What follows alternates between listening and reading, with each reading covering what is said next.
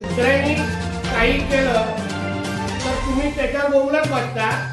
तो तुझ्या मालकाचा मुलगा नाईट लाईफच्या नावाने पूर्ण मुंबईच्या सातबारा या पूर्ण पारेख आणि रोमिंग खेडा आणि अन्य लोकांच्या नावाने करत जो बसलेला, त्यावर तुला बोलण्यासाठी तुझी हिंमत नाही.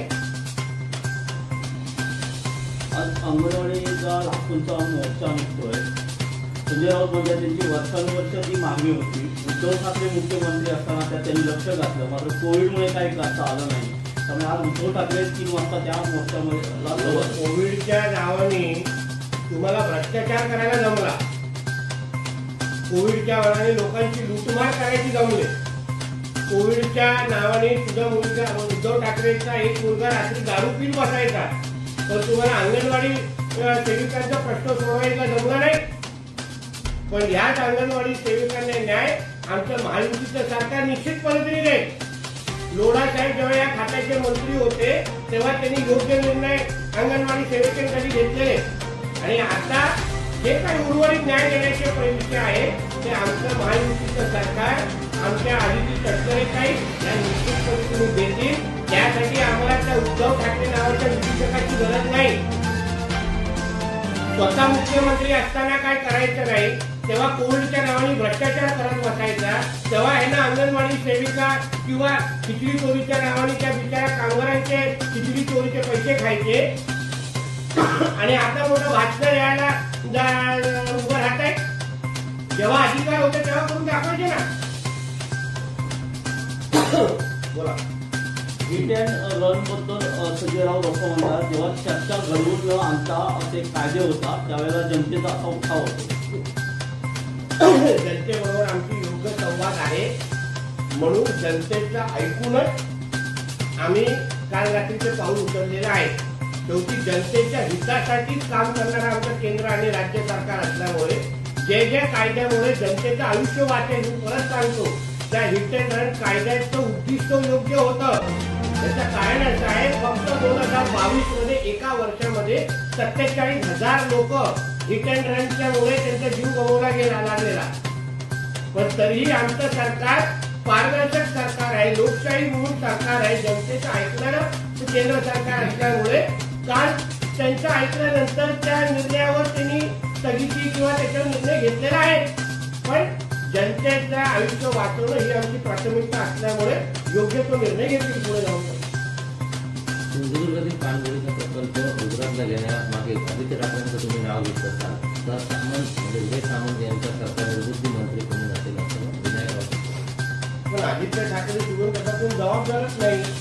2018ला दीपक केसरकर जेव्हा या खात्याचे म्हणजे आंतरराज्यमंत्री होते तेव्हा त्यांनी ह्या प्रकल्पाची सुरुवात केली, आणि महाराष्ट्राचा पहिला पाणबुडीचा म्हणजे देशातला पहिला पाणबुडीचा प्रकल्प आपल्या वेंगुर्ला सिंधुदुर्गात महाराष्ट्रात येत होता. पण त्यानंतर तो नाकारता एक पर्यटन मंत्री आपल्या राज्याला मिळाला, ज्यांनी मुंबईची नाईट लाईफ सोडून पर्यटन त्याला कळलंच नाही. त्या नाकारतेमुळे 2.5 वर्ष महाविकास आघाडीचं सरकार असताना त्या प्रकल्पाला काही चालना भेटली नाही.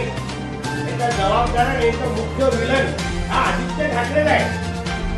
तो विदूषक कॉमेडियन दिसला असला तरी पण त्या चित्रपटामध्ये तो विलनच आहे. म्हणून ह्याचा कोणच दुसरा विलन नाही, फक्त आदित्य ठाकरे आहे. आणि कुठलाही प्रकल्प कुठे गेला नाही. त्या खासदाराला आता घरी स्थलांतर करण्याची परत कलिंगाला स्थलांतर करण्याची वेळ आलेली आहे. म्हणून टाकण्यापेक्षा तुझ्या आदित्य ठाकरेला पर्यटन मंत्री असताना ना थोडी चावी फिरवली असती ना, तर आज गुजरातच्या अगोदर आपल्या महाराष्ट्रात तो प्रकल्प उभा राहिला असता. लोकांसमोर विविध योजना घेऊन विकसित करण्याची यात्रा आहे. वारंवार उभाटा समितीकडून आणि इतरांकडून विरोध होतो आहे.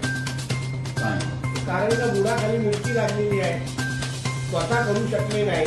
आणि आदरणीय मोदीजींनी गेली 10 वर्ष ज्या भारताला विकसित भारत म्हणून महासत्ता बनवलं आहे, त्यांना एका गोष्टीचा अभिमान वाटला पाहिजे की आपला देश आज विकसित देश म्हणून पुढे येतोय. याबद्दल अभिमान जो वाटला पाहिजे. यापेक्षा पाकिस्तानची भूमिका आज हे उभाटावाले चांगल्या पद्धतीने राबवत आहे. ज्या पद्धतीने मोदी द्वेष पाकिस्तानमध्ये दिसतो, तोच द्वेष तुम्हाला आता उभाटा सेनेमध्ये दिसायला सुरू झालेला आहे. हे पाकिस्तानीपेक्षा कमी नाही. मुख्यमंत्री सिद्धरामय्या हेच आमचे राम आहेत असं विधान कर्नाटकातील काँग्रेसचे नेते एच अंजनी यांनी केले, त्यामुळे मोठा वाद निर्माण झाला. तुम्ही त्यांचा हिंदू धर्म आणि रामाशी काहीच संबंध नाही. रामदेवताला रामलल्लाला जे सतत द्वेष करत बसतात त्या काँग्रेसच्या कुठल्याही नेत्याला नाव तुम्ही आमच्या कुठल्याही हिंदू देवताने देत असाल तर आमच्या हिंदू समाजाने धर्माच्या देवदेवतांचा अपमान आहे.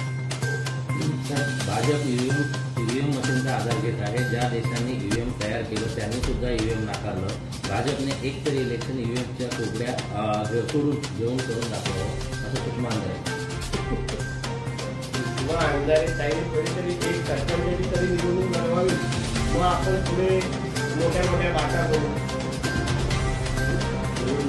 किंवा अंधारे ताई किंवा ह्या संजय राजाराम हे निवडणूक न लढवलेल्या शाळेतले विद्यार्थी आहेत. त्यांनी निवडणुकीवर भाष्य करू नये असं मला वाटतं. तर काल केसरकर साहेब बोलले उद्धव ठाकरे यांनी 2019 मध्येच भाजपवर जायचं कन्फर्म केलं होतं, परंतु संजय राऊत यांनी वेगळा घडवला. बरोबरच आहे. म्हणजे संजय राऊतला पगार तेव्हा पवारांकडून यायचा. म्हणून केसरकर जे बोलतात ती वस्तुस्थिती आहे, कारण का त्यांनी उद्धव ठाकरेची तयारी होती, पण हा फितूर निघाला असल्यामुळे, हा विकला गेला असल्यामुळे आणि महाराष्ट्राची अशी परिस्थिती आज आपल्याला बघायला मिळते. म्हणून उद्धव ठाकरेंनी धृतराष्ट्राच्या